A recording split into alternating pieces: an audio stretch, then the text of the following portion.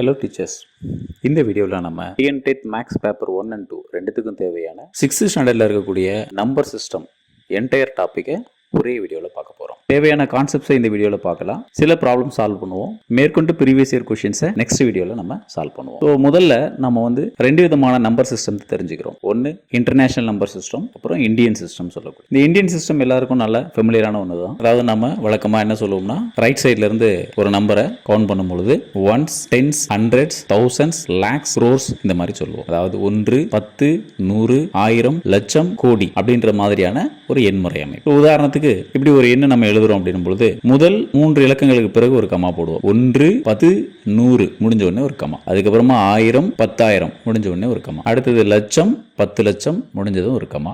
அடுத்ததாக என்ன வரும்னா கோடி. அப்போ இந்த எண்ணை நம்ம எப்படி படிக்கலாம்னு பார்த்தீங்கன்னா 5,67,89,012 அப்படின்னு நம்ம படிப்போம்.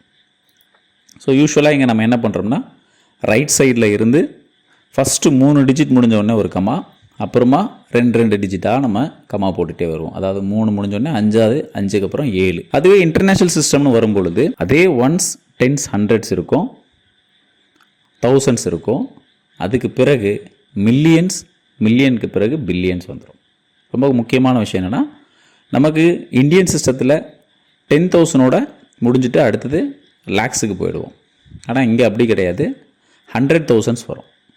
100,000s முடிஞ்ச பிறகு தான் நமக்கு மில்லியன் கிடைக்கும். ஸோ இங்கே எல்லா இதுலேயுமே ரைட் சைட்லேருந்து 3 நம்பர் முடிஞ்ச உடனே நம்ம கமா போடுவோம். ரைட் சைட்லேருந்து பார்த்தீங்கன்னா ஃபஸ்ட்டு 3 நம்பர் முடிஞ்சோடனே ஒரு கமா, அடுத்த 3 நம்பர் முடிஞ்சோடனே ஒரு கமா. அதாவது 1, 10, 100, 1000, 10,000, 100,000, அப்புறம் மில்லியன், 10 மில்லியன், 100 மில்லியன், அடுத்தது பார்த்திங்கன்னா பில்லியன். இப்படி நம்ம போயிட்டே இருக்கோம். ஸோ 3 நம்பருக்கு இடையில் ஒரு கமா போடுவோம். சரிங்களா? அடுத்ததாக பிளேஸ் வேல்யூ. நம்மளுடைய இந்தியன் சிஸ்டத்தில் நம்ம ஃபுல்லாக அண்டர்ஸ்டாண்ட் பண்ணிட்டோம்னா நம்ம கணக்குகள் சால்வ் பண்ணுறதுக்கு எளிமையாக இருக்கும். பிளேஸ் வேல்யூ அப்படின்றது என்னென்னா, ஒரு டிஜிட் எந்த இடத்துல இருக்குதோ அதுக்குரிய மதிப்பு. உதாரணத்துக்கு 1000வது இலக்கத்தில் 5ன்ற நம்பர் இருந்ததுன்னா அதை நம்ம 5,000னு சொல்லுவோம். கொஞ்சம் சிம்பிளாக 1, 2, 3, 4, 5, 6, 7, 8 அப்படின்னு ஒரு 8 டிஜிட்டில் இருக்கக்கூடிய ஒரு எண்ணை எடுத்துக்கிறோம். இப்போ இந்த இலக்கத்திலேருந்து ஆரம்பிக்கணும். எப்போவுமே ரைட் சைட்லேருந்து தான் நம்ம கவுண்ட் பண்ணுவோம். ரைட் சைடில் ones, tens, hundreds, thousands, 10,000s, lakhs, 10 lakhs, crores. அப்போ இதை நீங்கள் எப்படி படிப்பீங்க அப்படின்னு பார்த்தீங்கன்னா, 1 crore, 23 lakhs, 45,678. 1,23,45,678 அப்படின்னு படிப்போம். சரிங்களா? உதாரணத்துக்கு இப்போ இந்த 5னுடைய பிளேஸ் வேல்யூ என்ன அப்படின்னு கேட்டிங்கன்னா, இது தௌசண்ட்ஸ் பிளேஸில் இருக்குது. அப்போ அதோடைய பிளேஸ் வேல்யூன்னு சொல்லும் போது 5,000, அதாவது 5,000 அப்படின்னு சொல்லணும். ஸோ அது மாதிரியான கணக்குகள் கேட்பாங்க. இதே ஃபேஸ் வேல்யூ என்ன, முகமதிப்பு என்ன அப்படின்னு கேட்டாங்கன்னா அது 5 தான். ஆனால் பிளேஸ் வேல்யூ அப்படின்னு கேட்கும் பொழுது, இடமதிப்புன்னு கேட்கும் பொழுது அதை நம்ம 5,000னு சொல்லுவோம். இதே இந்த 6னுடைய இடமதிப்பு என்ன அப்படின்னா 600ன்னு நம்ம சொல்லுவோம். ஃபேஸ் வேல்யூன்னு கேட்டாங்கன்னா வெறும் 6 தான். ரைட். ஒரு சில கணக்குகள் இப்போ நம்ம பார்க்கலாம். சக்சஸர் ஆஃப் 10 மில்லியன் என்ன அப்படின்னு கேட்குறாங்க. சக்சஸர் அப்படின்ற வார்த்தை உங்களுக்கு தெரியும் நினைக்கிறேன். தமிழில் என்ன சொல்லுவோம்னா தொடரி. அதாவது 10 மில்லியனுக்கு அடுத்து வரக்கூடிய நம்பர் என்ன? 10 மில்லியன் 1ன்னு நம்ம சொல்லுவோம். இப்போ 10 மில்லியன்றது எங்கே வரும், எத்தனை ஸ்தானம் வரும் அப்படின்றத மட்டும் நீங்கள் ஞாபகப்படுத்திட்டீங்கன்னா போதுமானது. வேறு ஒன்றும் பெருசாக இல்லை. இப்போ இங்கே பாருங்கள், உங்களுக்கு முதல்ல 1, 10, 100, 1000, 10,000, 100,000 வரும் இதில், இல்லைங்களா? 100,000 முடிஞ்ச உடனே தான் என்ன வரும்? Million, 10 million. இப்போ 10 மில்லியன்னா இங்கேருந்து ஸ்டார்ட் ஆகும். ஸோ தட் அப்போ நமக்கு எத்தனை ஜீரோ வருது பாருங்கள். 3, 4, 5, 6, 7வது ஜீரோ. பட் அந்த இடத்துல அது தொடரின்றதுனால இதுக்கு அடுத்து வரும்போது ஒரு 1 கூட்டிக்கிறோம். ஸோ இதுதான் ஆன்சர். அப்போ நடுவில் நமக்கு எத்தனை ஜீரோ வந்துருக்குது பாருங்கள்? 6 ஜீரோ. 1 லாஸ்ட்டில் இருக்கணும், 6 ஜீரோ நடுவில் இருக்கணும். ஸோ இதில் பாருங்கள் எத்தனை ஜீரோ இருக்குது? 1, 2, 3, 4, 5 இருக்குது. இங்கே பார்த்தீங்கன்னா 1, 2, 3, 4, 5, 6 இருக்குது. ஸோ அப்போ எந்த ஆன்சர் நமக்கு சரியான ஆன்சர்னால் ஆன்சர் பி. அதாவது பாருங்கள், 1, 10, 100, 1000, 10,000, 100,000, அதுக்கப்புறமா தான் மில்லியன் 10 மில்லியன் இல்லைங்களா? ஸோ அப்போ 10 மில்லியனுக்கு அடுத்து வரக்கூடிய எண்ணா 10 மில்லியன் 1 அப்படின்னு சொல்லக்கூடிய இந்த எண். அடுத்து இரண்டாவது ஒரு கணக்கு. Difference between the successor and the predecessor of 99,999 அப்படின்றது கேட்டிருக்காங்க. ஸோ இந்த நம்பர் நமக்கு விஷயமே கிடையாது. எந்த ஒரு நம்பருக்கும் முன்னிக்கும் தொடரிக்கும் உள்ள வித்தியாசம் அப்படின்னு கேட்குறாங்கன்னா, அதாவது அதுக்கு அடுத்த நம்பரும் அதுக்கு முன்னாடி நம்பருக்குமான வித்தியாசம் கண்டுபிடிங்க அப்படின்னு கேட்டாங்கன்னா, அது வேறு ஒன்றும் இல்லை. ரொம்ப சிம்பிளாக சொல்லிடலாம், 2 தான். ஏன்னா உதாரணத்துக்கு நம்ம சிம்பிளான ஒரு நம்பர் சொல்கிறோம் பாருங்கள். இப்போ 5 எடுத்துக்கிறீங்க. 5க்கு அடுத்து வரக்கூடிய நம்பர் என்ன? அதுதான் சக்ஸஸர். அது என்னென்னா 6. ப்ரீடெசஸர் அப்படின்னா அதுக்கு முன்னாடி வரக்கூடிய நம்பர், முன்னின்னு சொல்லுவாங்க, 4. இப்போ இந்த 6க்கும் 4க்கும் என்ன வித்தியாசம் இருக்கும் அப்படின்னா 2ன்றது தான் வித்தியாசமாக இருக்கும். இதே மாதிரி தான் இந்த 99,999க்கும் சொல்லலாம். சரி, அடுத்தது 1 பில்லியன் அப்படின்றது இங்கே இருக்கக்கூடிய ஆப்ஷனில் எதுக்கு சமமாக இருக்கும் அப்படின்னு பார்த்தீங்கன்னா, நமக்கு 100 கோடிக்கு சமமாக இருக்கும். 1 பில்லியன் ஈக்குவல் டு 100 crores. அதே மாதிரி 10,000 lakhsக்கும் ஈக்குவலாக இருக்கும். ஆனால் இங்கே கொடுத்துருக்கிறது 1000 lakhs தான் கொடுத்துருக்குறாங்க. ஸோ கவனமாக பார்த்து ஆன்சர் பண்ணிக்கலாம்.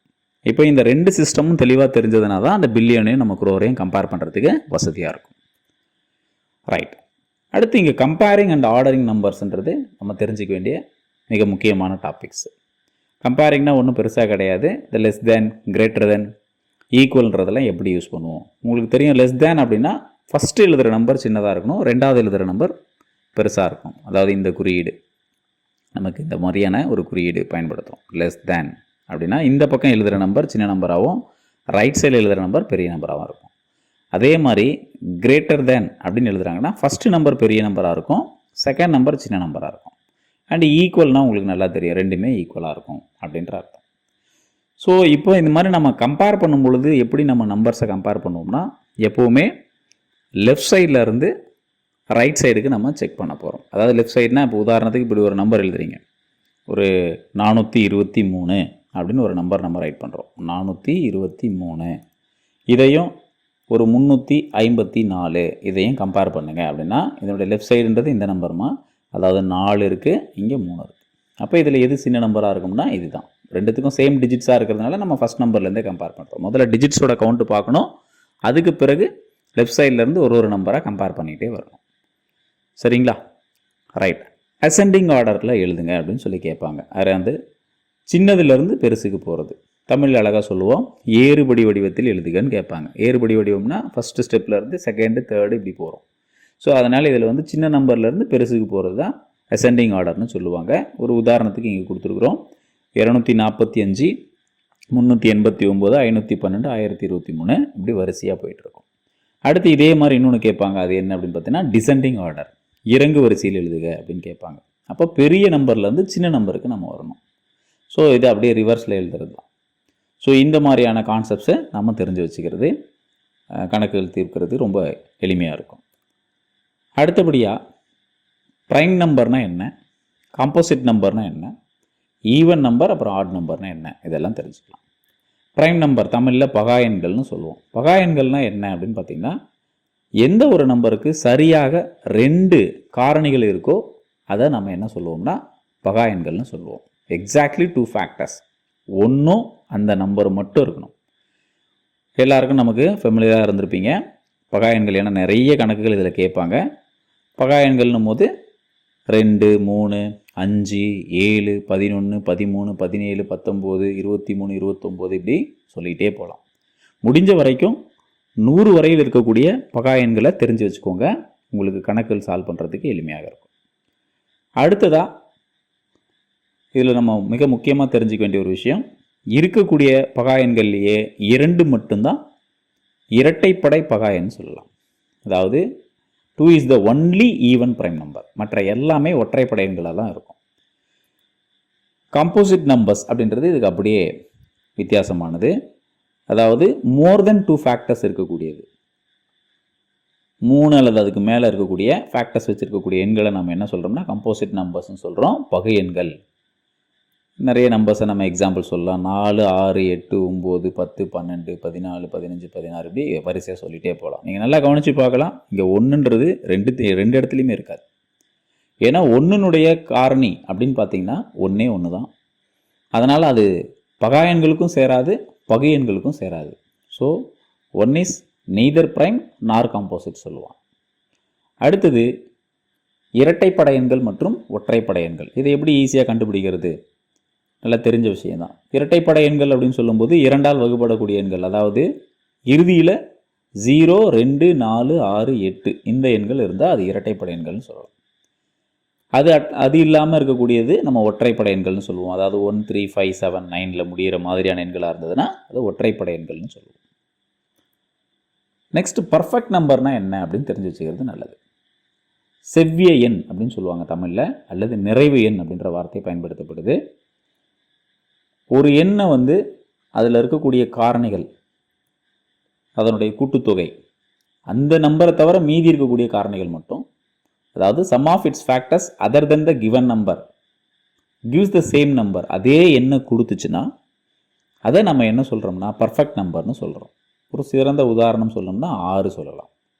ஏன் 6 ஒரு பர்ஃபெக்ட் நம்பர் அப்படின்னா, 6னுடைய காரணிகள்னு எடுத்துக்கிட்டோம்னா 1, 2, 3, 6.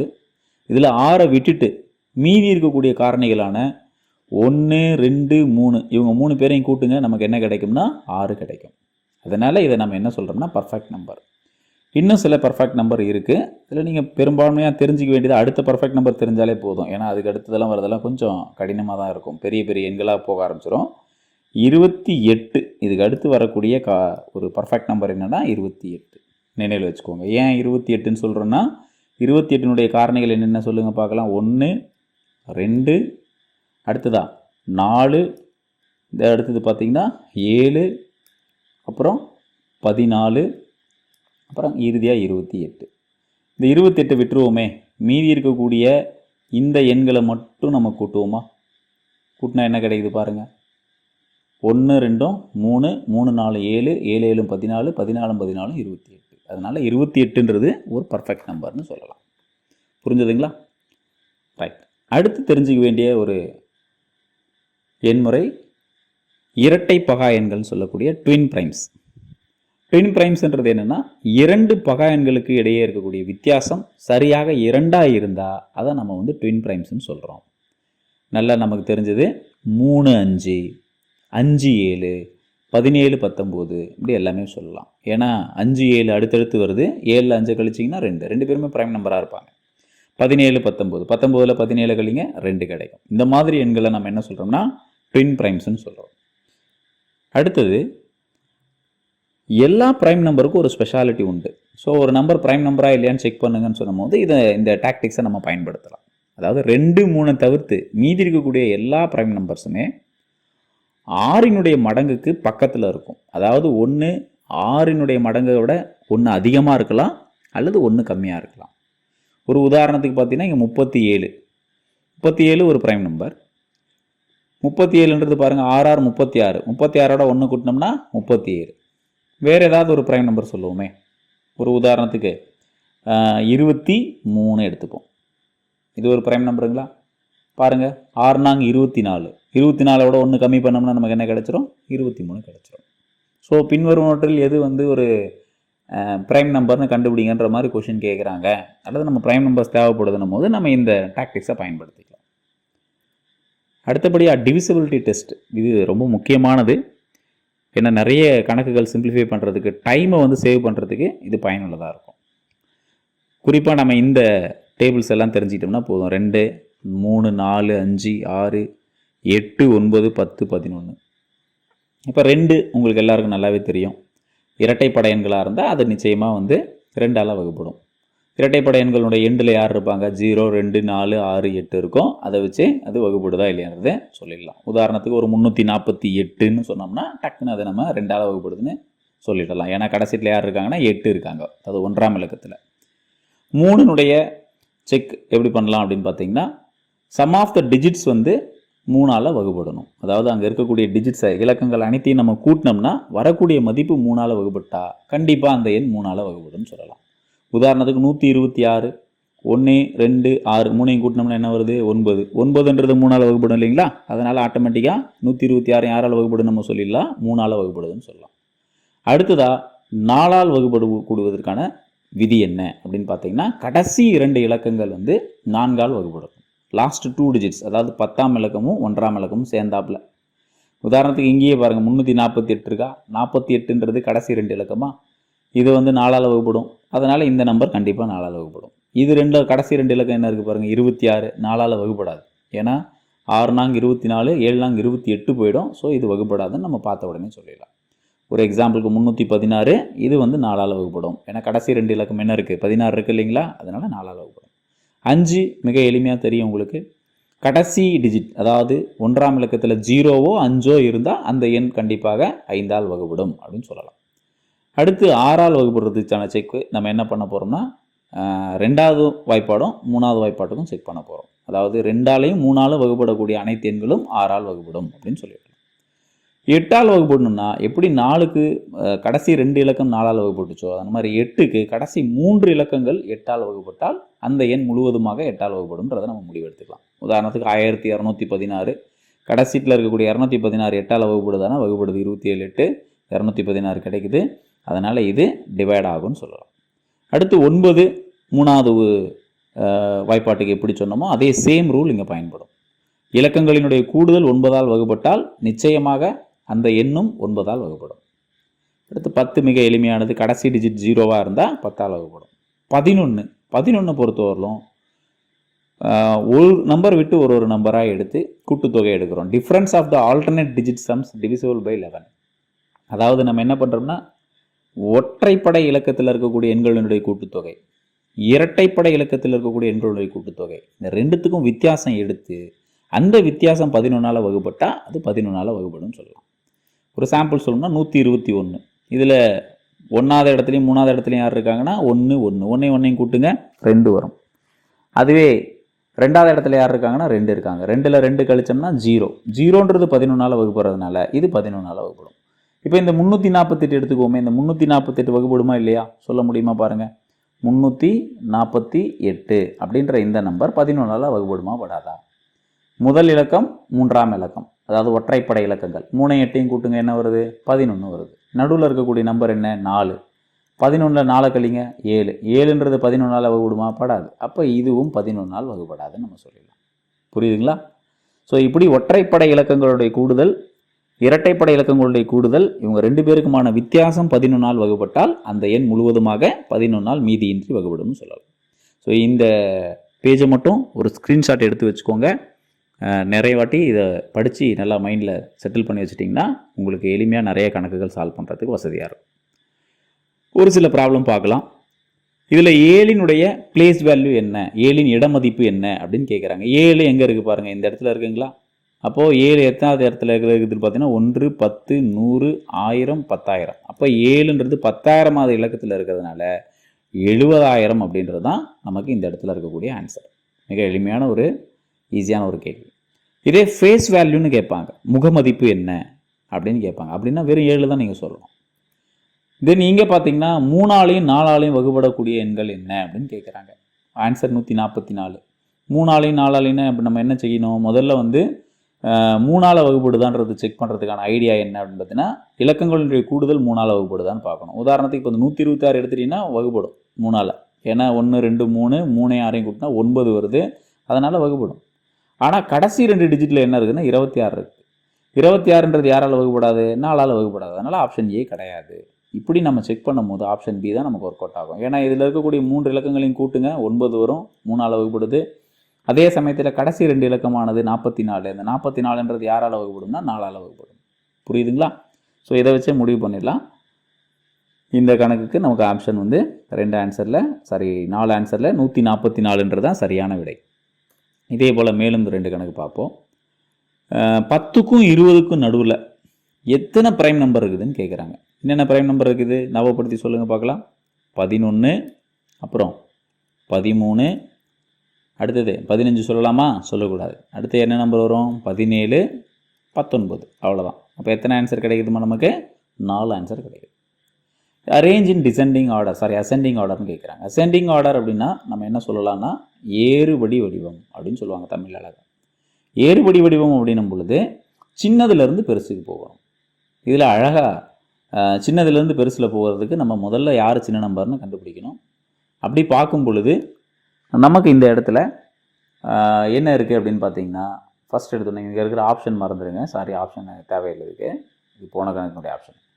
ஸோ இந்த இடத்துல பார்த்தீங்கன்னா 45,678 இருக்குது, 54,876, 46,587. எல்லா இலக்கங்களும் எண்ணிக்கை சரியாக இருக்குது. இதுலேயே 5 ஸ்தானம் இருக்குது, இதுலேயே 5 இலக்கம் இருக்குது, இதுலேயே 5 இலக்கம் இருக்குது இல்லைங்களா? அப்படி இருந்தால் முதல்ல லெஃப்ட் சைட்லேருந்து கம்பேர் பண்ணுறீங்க. முதல்ல இங்கே என்ன இருக்குது? 4, இங்கே 5, இங்கே 4. அப்போ இதில் சின்ன நம்பர்னால் இந்த 4 தான். இப்போ இவங்க 2 பேரில் யார் சின்னதாக இருப்பாங்கன்னா அடுத்த நம்பர் வரும். அடுத்த நம்பர் இங்கே என்ன இருக்குது? 5, இங்கே அடுத்த நம்பர் 6. அப்போ யார் இதில் சின்ன நம்பராக இருக்காங்கன்னா இதுதான் சின்ன நம்பர். அப்போ இதுதான் ஃபஸ்ட்டு வரும், அடுத்ததாக இது வரும், ரெண்டாவது இல்லைங்களா? அடுத்து இது மூணாவது வரும். அவ்வளோதான், வேறு ஒன்றும் பெருசாக கிடையாது. இதுதான் அசெண்டிங் ஆர்டர். பின்னங்களில் தான் நீங்கள் நிறைய ப்ராக்டிஸ் எடுக்கணும். பின்னங்களை கம்பேர் பண்ணுறது எப்படின்றது நான் இந்த வீடியோனுடைய இறுதியில் சொல்கிறேன், கவனமாக பாருங்கள். ரைட். அடுத்ததான் வேறு சில கணக்குகள் நம்ம சால்வ் பண்ணுவோம்.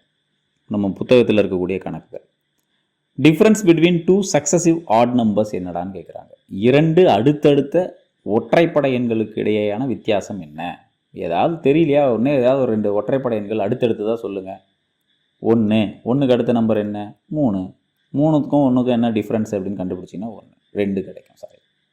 ஸோ இது ஆட் நம்பருக்கு மட்டும் கிடையாது, 2 அடுத்தடுத்த இரட்டைப்படை எண்களுக்கு இடைப்பட்ட வித்தியாசமுமே உங்களுக்கு என்ன தான் இருக்கும்? 2 தான் இருக்கும். அடுத்தபடியாக இதில் எது ப்ரைம் நம்பர் கிடையாதுன்றாங்க.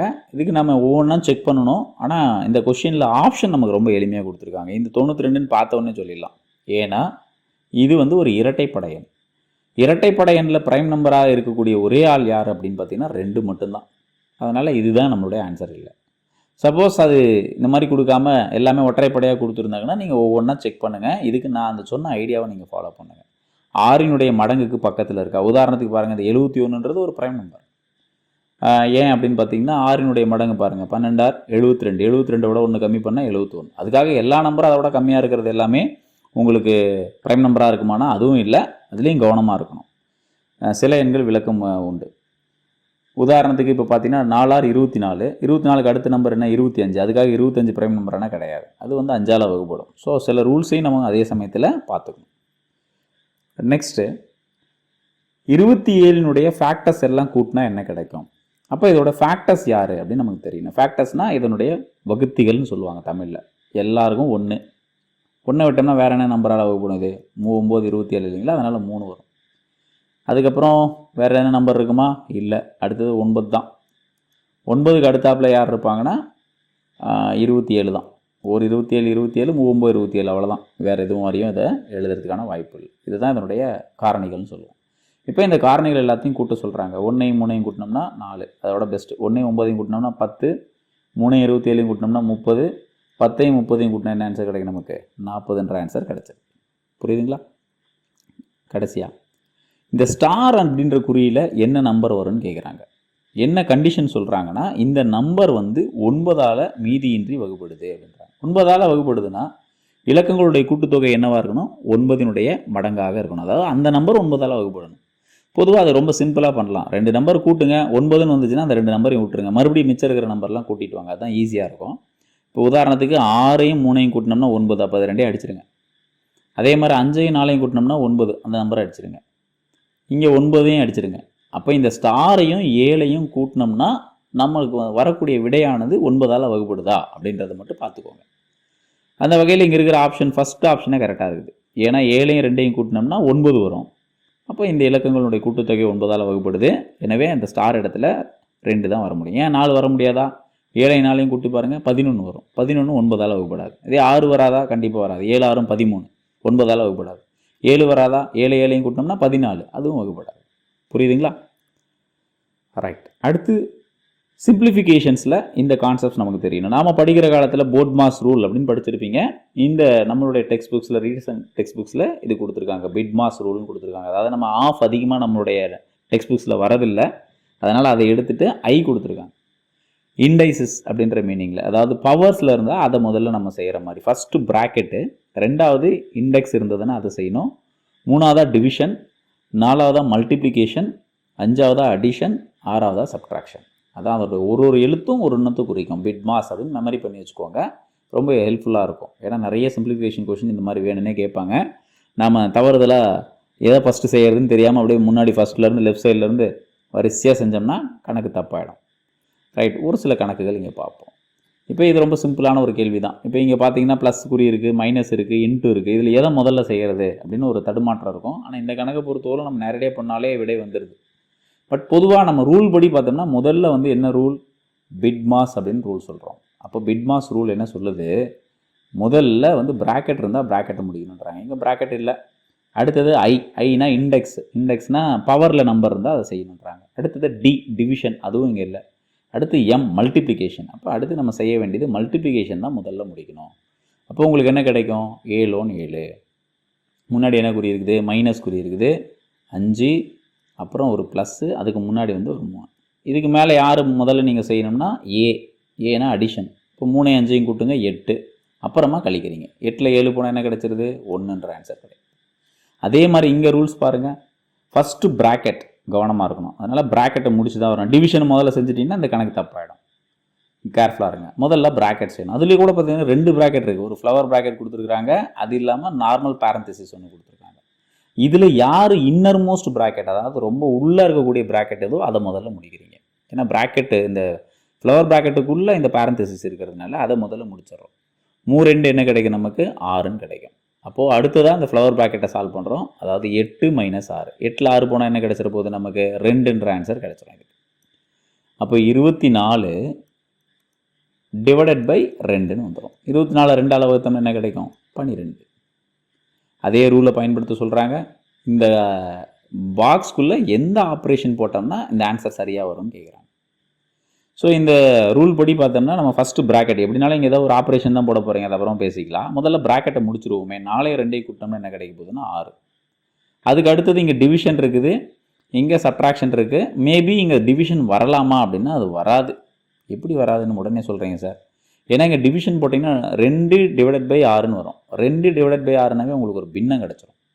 அப்போ அந்த பின்னங்களுடையான கூட்டல் கழித்தல் நம்ம செய்யும் பொழுது உங்களுக்கு பெரும்பான்மையாக என்ன தான் கிடைக்குன்னா பின்ன தான் ஆன்சர் இங்கே கிடைக்கும். ஆனால் இங்கே பார்த்தீங்கன்னா ஒரு மொழி என்ன இருக்கிறதுனால அது வராது. ஸோ அடுத்து அப்போ டெஃபினட்டாக இந்த டிவிஷனை நம்ம முடிச்சு தான் ஆகணும்னு சொல்ல வரேன். அப்போ 12 6ஆல் வகுத்திங்கன்னா உங்களுக்கு என்ன கிடச்சிரும்னா 2 கிடச்சிரும் இல்லைங்களா. அதாவது இது வரைக்கும் முடிச்சாச்சு, 2 கிடச்சிருச்சு. அதுக்கு முன்னாடி என்ன குறி இருக்குதுன்னா மைனஸ் குறி இருக்குது, அப்புறமா 6க்கு அப்புறமா இந்த பாக்ஸ் இருக்குது. இந்த பாக்ஸில் இப்போ யாரை போய் எழுத போகிறோன்றது தான் ரொம்ப முக்கியமானது. இந்த இடத்துல 2. ஸோ ஒன்று ஒன்றா செக் பண்ணிக்கலாம். இப்போ ப்ளஸ் குறி போட்டால் என்ன ஆகும்னு பாருங்கள். ப்ளஸ் பண்ணிங்கன்னா ஃபஸ்ட்டு ப்ளஸ் தான் செய்யணும். 2 6 கூட்டினா 8, 8ல் 2 போனால் 6 வராது, ஏன்னா ஆன்சர் 10 வரணும். ஸோ இது கிடையாது.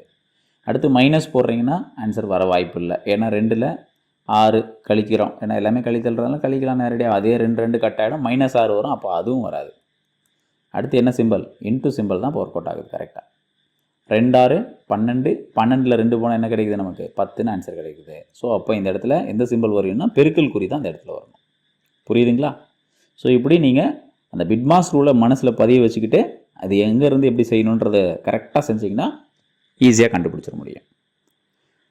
உங்களுக்கு ஒரு ஹிண்ட்டு நம்ம டெக்ஸ்ட் புக்ஸில், ஏன்னா இந்த மாதிரியான கொஷின்ஸ் சில நேரங்களில் கேட்டுடுறாங்க, அழகாக கொடுத்துருக்காங்க, நம்ம புக்கில் இருக்குது. கூகுள்னால் என்ன அப்படின்னு தெரிஞ்சுக்கோங்க. 10னுடைய அடுக்கு 100ன்றது தான் கூகுள்னு சொல்கிறாங்க. அதே 10னுடைய அடுக்கில் கூகுள் எழுதிட்டோம்னா அதுக்கு பேர் கூகுள் ப்ளஸ் அப்படின்னு சொல்கிறாங்க. ஸோ இதை தெரிஞ்சு வச்சுக்கோங்க, கேட்பதற்கு வாய்ப்புள்ள ஒரு கேள்விகள் இது. நெக்ஸ்ட் ஹெச்சிஎஃப் அப்படின்னா என்னென்னு தெரிஞ்சுக்கணும். தமிழ் என்ன சொல்லுவோம்னா மீ போ வா, அதாவது மீ பேவா சொல்லுவோம். மீ பேர் பொது வகுத்தி, அது நம்ம புக்கில் வந்து மீ போ வா கொடுத்துருப்பாங்க, மீ போ கா கூட கொடுத்துருக்காங்க. ஸோ எப்படி கொடுத்துருந்தாலும் சரி ஹெச்சிஎஃப் இந்த வார்த்தை ஈஸியாக ஞாபகம் வச்சுக்கோங்க. இங்கிலீஷில் இன்னொன்று ஜிசிடின்னு சொல்லுவோம், கிரேட்டஸ்ட் காமன் டிவைசர் அப்படின்வாங்க. காமன் ஃபேக்டர்னால் என்ன, 2 அல்லது 3 நம்பர்கள் கொடுக்குறாங்கன்னா அவங்க 2 பேருக்கும் பொதுவாக இருக்கக்கூடிய எண்கள் தான் நம்ம காமன் சொல்லுவோம். அதில் ஹையஸ்ட் வேல்யூ என்னவோ அதுதான் ஹெச்சிஎஃப்னு சொல்லக்கூடியது. நம்ம கணக்குகள் போடும்பொழுது நல்லா பார்க்கலாம். ஒரு உதாரணத்துக்கு சொல்லணும்னா இப்போ ஒரு 16 இருக்குது, அப்புறம் ஒரு 35 இருக்குதுன்னு வச்சுக்கோங்களேன். இவங்க 2 பேருக்கும் பொதுவான காரணி இருக்கா? கிடையாதுன்னு நினைக்கிறேன். ஏன்னா இது வந்து 5ஆலும் 7ஆலையும் வகுப்படும். அதை விட்டோம்னா 1 35 இவ்வளோ தான். ஸோ இது 5ஆலையும் வகுப்படாது, 7ஆலையும் வகுப்படாது. அதனால் இதனுடைய HCF என்னடா அப்படின்னா 1ன்னு சொல்லுவாங்க. இது ரொம்ப முக்கியமான ஒரு பண்பு. அதாவது 2 எண்களுக்கு இடையில் பொது காரணி 1ன்னு வந்ததுன்னா அந்த எண்களுக்கு ஒரு பெயர் உண்டு. அந்த பெயர் நம்ம பிறகு பார்க்கலாம், சொல்கிறேன். ஸோ இப்போ பார்த்தீங்கன்னா 2 எண்களுக்கு இடையில் HCF 1, X எப்போவுமே HCF கண்டுபிடிச்சோம்னா 1 தான் கிடைக்கும். 1 கூட எந்த ஒரு எண்ணை நம்ம முழு எண்ணை பயன்படுத்தணும்னாலும் அதனுடைய HCF என்ன கிடைக்குது? 1. X, Y 2 பேருக்கும் HCF வந்து X வருதுன்னா டெஃபினட்டாக Yன்றது Xோடைய மல்டிபிளாக இருக்கும். ஒரு உதாரணத்துக்கு சொல்லணும்னா 3, 6 இவங்க 2 பேருக்கும் HCF எடுத்தால் என்ன ஆன்சர் கிடைக்குதுன்னா 3 கிடைக்குது இல்லைங்களா? ஏன் 3 கிடைச்சதுன்னா இங்கே 6ன்ற நம்பர் 3னுடைய மடங்காக இருக்கிறதுனால. சரி, இப்போ வேற ஒரு நம்பர் ஒரு எக்ஸாம்பிள் சொல்லுங்கள் சார் அப்படின்னு பார்த்தீங்கன்னா, இப்போ 4, 16. இப்போ 4னுடைய மடங்கு 16 இருக்குங்களா? அப்போ இதனுடைய HCF என்னவாக தான் இருக்கும்? 4ஆக தான் இருக்கும். ஸோ பொதுவாக HCF கண்டுபிடிக்கிறதுனா அதனுடைய காமன் ஃபேக்டர்லேயே இருக்கிறதுலே ஹையஸ்ட் வேல்யூ என்னவோ அதான் எழுதணும். சரிங்களா? ரைட். இப்போ நான் சொன்ன கதை, அதாவது 2 நம்பருக்கான HCF 1 இருந்ததுன்னா அந்த 2 நம்பரையும் நாம் என்ன சொல்கிறோம்னா கோ ப்ரைம்ஸ் அப்படின்னு சொல்கிறோம், அல்லது ரிலேட்டிவ்லி ப்ரைம்னு ஒரு வார்த்தையை பயன்படுத்துகிறோம். தமிழில் என்ன சொல்கிறோம்னா சார்பகா எண்கள் அல்லது இணைப்பகா எண்கள். ரொம்ப கவனமாக இருக்கணும். இதுக்கு முன்னாடி நம்ம ட்வின் ப்ரைம்ஸ் பார்த்தோம். ட்வின் ப்ரைம்ஸ்னால் அதுவும் ப்ரைம் நம்பராக தான் இருக்கும். ஆனால் இந்த கோ ப்ரைம் அப்படின்றது ப்ரைம் நம்பராக இருக்கணும்னு அவசியம் கிடையாது. இது பகா எண்களாக இருக்கணும்னு அவசியமே கிடையாது. பகா எண்களாகவும் இருக்கலாம். மொத்தத்தில் அந்த 2 எண்களுக்குமான HCF 1 இருந்தால் அதுக்கு பேர் வந்து நம்ம என்ன சொல்கிறோம்னா சார்பகா எண்கள்னு சொல்கிறோம். ஸோ அந்த 2 எண்களுமே போத் கேன் பி ப்ரைம்ஸ். 5, 7 இவங்களுக்கு பாருங்கள் பொது காரணி 1 தான். 3, 5 சொல்லலாம். எப்போவுமே 2 ப்ரைம் நம்பர் எடுத்துட்டோம்னா அவங்களுக்கான பொது காரணி 1 தான் இருக்க போகுது. அது பிரச்சனை இல்லை. அது மட்டும் இல்லாமல் 2 பேரும் கம்போசிட் நம்பராக இருந்தால் கூட அவங்கள நம்ம என்ன சொல்லுவோம்? கோ ப்ரைம் தான் சொல்லுவோம். உதாரணத்துக்கு 14, 27 இவங்க 2 பேருக்கும் பொது வகுத்தி கிடையாது. நான் இங்கே எழுதியிருக்கேன் பாருங்கள் 16, 35 இதுவுமே பார்த்தீங்கன்னா பொது வகுத்தி 1 தான். அதனால் இவங்களையும் நம்ம என்ன சொல்லலாம்னா கோ ப்ரைம்ஸ்னு சொல்லலாம். அதே சமயத்தில் 16 ப்ரைம் நம்பராக கிடையாது, 35 ப்ரைம் நம்பராக கிடையாது. And 1 can be prime number and other can be composite number. அதாவது 1 ப்ரைம் நம்பராகவும் இன்னொன்று காம்போசிட் நம்பராகவும் இருக்கலாம். தயவுசெய்து இந்த மாதிரியான விஷயங்களை கொஞ்சம் பொறுமையாக நிதானமாக படித்து உள்வாங்கிக்கோங்க. ஏன்னா சில நேரங்கள் கூற்றுகள் மாதிரியான கணக்குகள் கொடுப்பாங்க. நமக்கு வந்து கேள்வித்தாளை கடினமாக்கணும் அப்படின்னு முடிவெடுத்தாங்கன்னா ஒரு 3 அல்லது 4 கேள்வி என்ன பண்ணுவாங்கன்னா, பின்வரும் கூற்றுகளில் எது சரியானது எது தவறானது கண்டறிக அப்படின்ற மாதிரி கேள்வி கேட்பாங்க. அப்போ ஒரு 4 கூற்றுகள் படித்து அதில் எது சரியாக இருக்குது எது தவறாக இருக்குன்னு கண்டுபிடிக்கணும்னா இந்த மாதிரியான விஷயங்கள் அனைத்தையும் நம்ம உள்வாங்கியிருக்கணும். ஏன்னா இதே கூட ஒரு வார்த்தையை கொடுப்பாங்க, சார்பகா எண்கள் அதை தொடர்புள்ள ஒரு கூற்றுகளில் எது தவறானவைன்னு கண்டுபிடிங்க அப்படின்னு சொல்லி கேட்கலாம். அப்போ ஒன்று கொடுப்பாங்க, என்ன கொடுப்பாங்கன்னா 2மே கண்டிப்பாக அல்லது நிச்சயமாக பகா எண்களாகத்தான் இருக்க வேண்டும் அப்படின்னு கொடுத்தாங்கன்னா அது தவறு. ஏன்னா அது பகா எண்களாகவும் இருக்கலாம், கம்போசிட் நம்பர்ஸாகவும் இருக்கலாம், பகை எண்களாகவும் இருக்கலாம், ஒன்று பகா எண் இன்னும் பகை எண்ணாகவும் இருக்கலாம். அப்படின்றதுனால இந்த கூற்றுகளை நல்லா உள்வாங்கி வச்சுக்கோங்க. இதே போல் அடுத்தது LCM, லீஸ்ட் காமன் மல்டிபிள் சொல்லக்கூடியது. மீ ஜி மா, மீச்சிறு பொது மடங்கு, மீ போமான்னு கூட கொடுத்துருக்கலாம். நம்மளுடைய டெக்ஸ்ட் புக்ஸில் இப்போ மீ போமா தான் கொடுத்துருக்காங்க, கொஷின் பேப்பர்லேயும் அப்படி தான் கேட்குறாங்க. ஸோ அந்த வார்த்தைகள் தமிழாக்கத்தில் கரெக்டாக பார்த்துக்கோங்க. எனக்கு இங்கிலீஷ் தான் எப்போவுமே பெஸ்ட்டாக இருக்கும். முடிஞ்ச அளவுக்கு நீங்கள் இங்கிலீஷ் வேர்ட்ஸை தெரிஞ்சு வச்சுக்கோங்க. உங்களுக்கு எந்த ஒரு டவுட்ஸ் வந்ததுனால அதை கிளாரிஃபை பண்ணுறதுக்கு வசதியாக இருக்கும். Right. LCM is always greater than or equal to the largest of the given number. அதாவது 2 நம்பர் கொடுக்குறாங்கன்னா அந்த 2 நம்பருக்குமான LCM ஆனது கண்டிப்பாக அந்த 2 நம்பரை விட அந்த 2 நம்பரில் பெரிய நம்பரை விட பெருசாவோ அல்லது ஈக்குவலாக தான் இருக்கும். ஒரு சின்ன உதாரணம் சொல்லணும்னா, இப்போ கொஞ்ச நேரத்துக்கு முன்னாடி சொன்னேன் 4, 16 இவங்களோட HCF என்ன சொன்னேன்? 4ன்னு சொன்னேன். அதே LCM என்னடா வரும் அப்படின்னு பார்த்தீங்கன்னா 16 தான் வரும். ஏன்னா 4னுடைய மடங்கு 16 இருக்குது. அப்போ இவங்க 2 பேருக்கும் பொது மடங்குன்னு பார்க்கும்போது 16 தான். இப்போ பாருங்கள் சமமாக போயிடும். அதே சமயத்தில் இப்போ இது மாதிரி இருக்குதுன்னு வச்சுக்கோங்களேன், ஒரு 8 அதுக்கப்புறமா ஒரு 22 கொடுக்குறேன்னு வச்சுக்கோங்களேன். இவங்க 2 பேருக்கு மீசியமாக எடுக்கிறீங்கன்னா மடங்குகள் நம்ம பார்க்கணும். அப்போ மடங்குகள் பார்க்கும்போது என்ன கிடைக்கும்? 8னுடைய மடங்குகள்லாம் எழுதிட்டே வரீங்கன்னு வச்சுக்கோங்களேன் வரிசையாக. 16, 16க்கு அப்புறம் 24, 24க்கு அப்புறமா நமக்கு 4, 6, 24 4 சாரி 3, 8, 24, 4, 8, 32, 5, 8, 40 இப்படி வரிசையாக போயிட்டே இருப்போம். 6, 8, 48 இதே மாதிரி 22னுடைய மடங்குகள் நம்ம எழுதுகிறோம் அப்படின்னும் பொழுது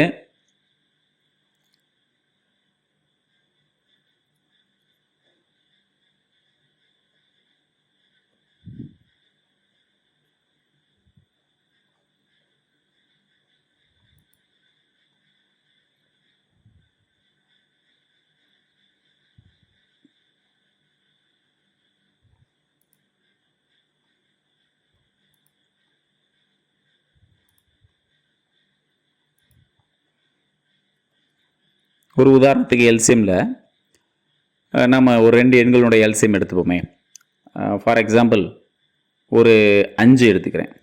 5 அதுக்கப்புறமா ஒரு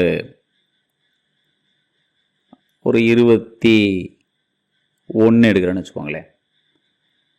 இப்போ நம்மளுடைய மீசிமா அப்படின்றத நீங்கள் கண்டுபிடிக்கிறீங்க அப்படின்னு பார்க்கும்பொழுது 5 மடங்குகளாக நம்ம வரிசையாக போயிட்டே இருந்தோம்னா கண்டிப்பாக 5, 10, 15, 20, 25 இப்படி போயிட்டே இருக்கும். கடைசியாக இவங்க 2 பேருடைய எல்சிஎம் கண்டுபிடிச்சி பாருங்கள்.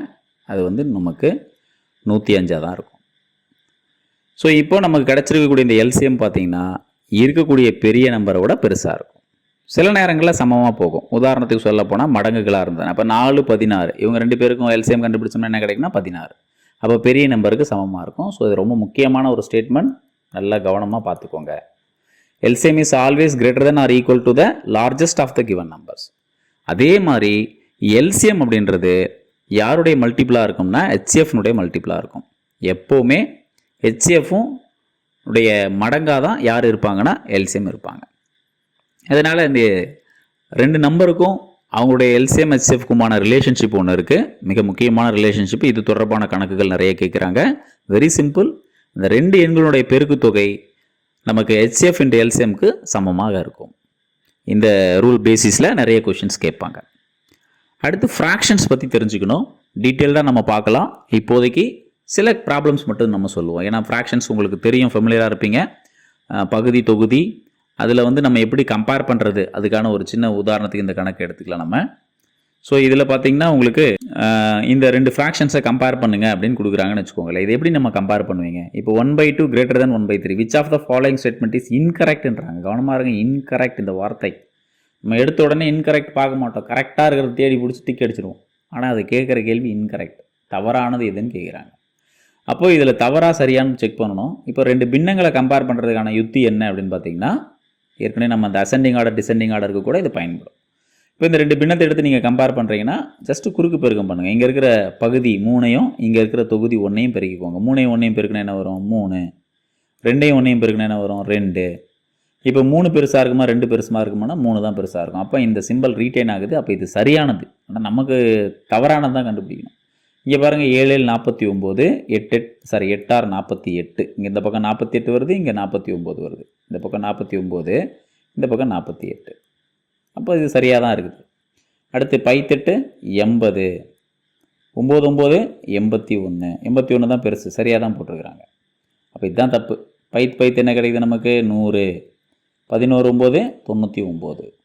இது 100ன்றது 99 லெஸ் தேன் அப்படின்ற அர்த்தத்தில் கொடுத்துருக்காங்க. அப்போ இதுதான் நமக்கு தவறான விடை. ஸோ இதுதான் இந்த பொறுத்தவரையிலும் சரியான ஆப்ஷன்ஸ். ஓகேங்களா? ரைட்.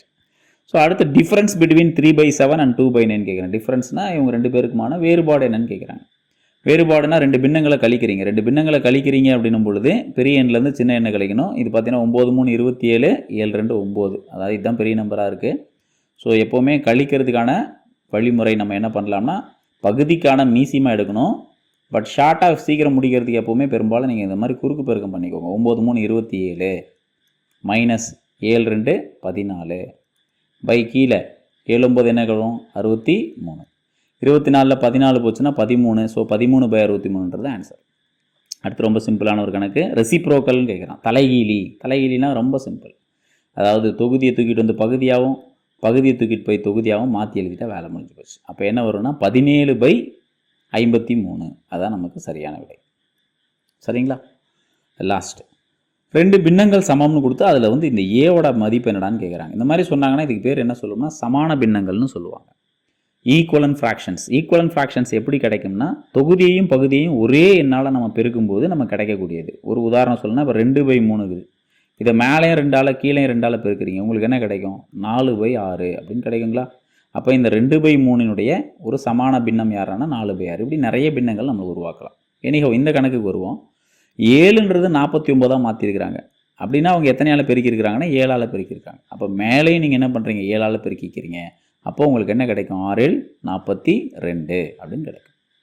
புரியுதுங்களா? ஃபைன். அடுத்தது இன்டீஜர்ஸ் பற்றி தெரிஞ்சுக்கிறோம்.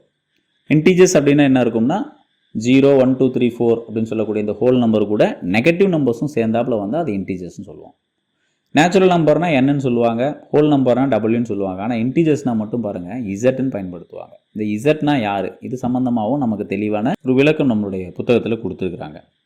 ஸோ என்ன அப்படின்னு பார்த்தீங்கன்னா, இது ஒரு ஜெர்மன் வேர்ட்லேருந்து இருக்கக்கூடிய ஃபஸ்ட் லெட்டரை பயன்படுத்துகிறாங்க. என்ன அந்த வேர்டு அப்படின்னு பார்த்தீங்கன்னா, ஜலன் அப்படின்னு சொல்லக்கூடிய அந்த வார்த்தை நம்பர் அப்படின்ற அர்த்தத்தில் வந்திருக்கு. இது எங்கேருந்து எடுத்திருக்காங்கன்னா ஜெர்மன் லாங்குவேஜ். இதையும் நீங்கள் நோட் பண்ணி வச்சுக்கோங்க. ஏன்னா இது மாதிரியான கேள்விகளும் சில நேரங்களில் கேட்பது உண்டு. ஸோ ரொம்ப ரேர் தான். பட் இந்த மாதிரியான கேள்விகள் கேட்கும்பொழுது நிறைய பேர் அது சரியாக படிச்சிருக்க மாட்டாங்க. அப்போ அவங்க தவறு பண்ணுறதுக்கு வாய்ப்பு இருக்கும். நாம் அதை சரியாக எழுதும்போது நம்மளுடைய மதிப்பெண்கள் கூடி நம்ம எல்லாருக்கும் முன்னாடி வரதுக்கான ஒரு வாய்ப்பு இருக்கும். சரிங்களா? ரைட். ஒரு சில கணக்குகள் சால்வ் பண்ணுவோம். -5க்கும் 6க்கும் நடுவில் எத்தனை பாசிட்டிவ் இன்டீஜர்ஸ் இருக்குதுன்னு கேட்குறாங்க. இதுக்கு உங்களுக்கு என்ன தெரியும்னா நம்பர் லைன் தெரிஞ்சிருக்கும். நம்பர் லைன் தெரியும்னு நினைக்கிறேன். அதாவது 0க்கு அடுத்ததாக யார் வருவாங்கன்னா 1, 2, 3 இவங்களாம் தான் நம்மளுடைய பாசிட்டிவ் இன்டீஜர்ஸ். இந்த முன்னாடி இருக்குது இந்த -5க்கு நடுவுக்கு அப்புறம் இந்த நிறைய நம்பர் இருக்கும். அதெல்லாம் நமக்கு தேவையே கிடையாது. ஏன்னா இந்த இடத்துல என்ன கேட்டிருக்காங்கன்னா பாசிட்டிவ் நம்பர்னு கேட்டிருக்காங்க. பாசிட்டிவ் நம்பர்னால் 0 எடுத்துக்கலாமா? கூடாது. கவனத்தில் இருங்க. 1, 2, 3 அப்புறம் என்ன வரும்? 4, 4க்கு பிறகு யார் வருவாங்க? 5, 5க்கு பிறகு தான் யார் வருவாங்கன்னா 6. ஸோ அவங்க கேட்குறது என்னென்னா -5லேருந்து 6க்குள்ளே -5 to 6 ஃப்ரம் -5 to 6 அப்படின்னு கொடுத்துருக்குறாங்க. இந்த இடத்துல -5லேருந்து 6 வரைக்கும்ன்றதுனால நம்ம 6ம் எடுத்துக்கலாம். ஸோ எத்தனை பாசிட்டிவ் இன்டீஜர்ஸ் இருக்குது அப்படின்னு கவுண்ட் பண்ணிங்கன்னா சரியாக நமக்கு 6 பாசிட்டிவ் இன்டீஜர்ஸ் இருக்கும். So answer 6. இதுவே வந்து பிட்வீன் -5 and 6ன்னு கொடுத்துருந்தாங்கன்னா, அதாவது -5க்கும் 6க்கும் இடைப்பட்ட பாசிட்டிவ் இன்டீஜர்ஸ் கேட்குறாங்கன்னு போது அது 6 விட்டுறணும். அப்போ என்ன ஆன்சர் சொல்லலாம்னா 5ன்ற ஆன்சர் சொல்லலாம். அடுத்தபடியாக the opposite of 20 units to the left of 0. இந்த நம்பர் லைன் தான் எல்லாத்துக்கும் நம்மளுடைய ரெஃபரன்ஸு.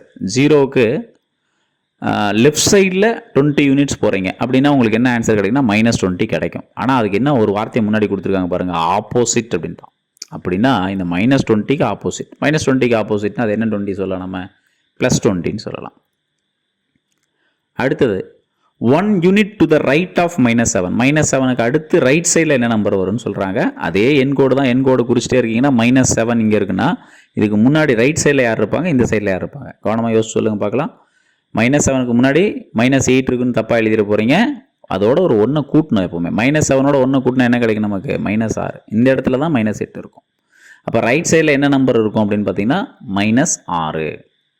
ஸோ டு த ரைட்னா நீங்கள் ஆட் பண்ணுங்கள், டு த லெஃப்ட்னா சப்ட்ராக்ட் பண்ணுங்கள். சரிங்களா? 3 units to the left of 1. அப்போ 1லேருந்து ஒரு 3 கழிங்க. 1 -3 என்ன ஆன்சர் கிடைக்கும்? -2 கிடைச்சிருதுங்களா? ரைட். தேங்க்ஸ் ஃபார் வாட்சிங். Stay connected with us. இதுபோல் இன்னும் நிறைய வீடியோஸை தொடர்ச்சியாக நம்ம அப்லோட் பண்ணலாம். உங்களுக்கு தேவையான டாப்பிக்கை கமெண்ட் செக்ஷனில் மென்ஷன் பண்ணுங்கள். அந்த டாபிக்ஸை நம்ம விரைவாக பார்க்கலாம்.